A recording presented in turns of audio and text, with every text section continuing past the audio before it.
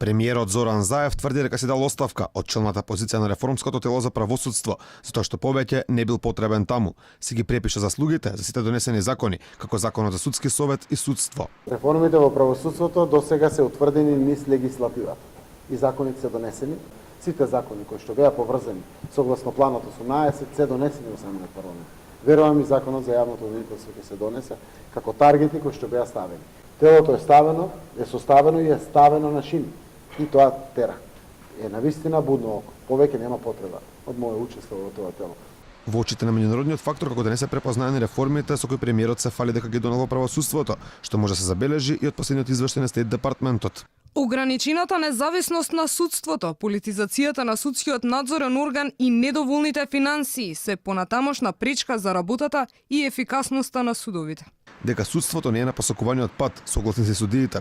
Судиката од Кривичан Мирјана Лазаревска-Трајковска пред околу еден месец изјави дека не гледа големо поместување во судството во последните 2 години, потенцирајќи како проблем непостапувањето по принципот на правично судење. Ние се уште имаме проблеми со необразложени судски одлуки, се уште имаме проблеми со нееднаков пристап кон страните во постапката, па се дава приоритет најчесто на обвинителството визави другите страни. Се уште имаме проблем со многу честото посегнување по притворот, наместо да се применуваат други мерки.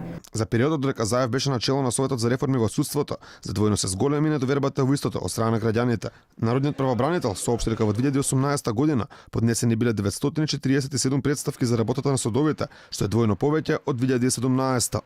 Долгото траење на постапките е основен проблем за кој се бара заштита, а голем и бројот на претставки во кои граѓаните изразуваат незадоволство од судските одлуки, за кои смета дека се донесени пристрасно, селективно, под притисок и политичка мотивираност.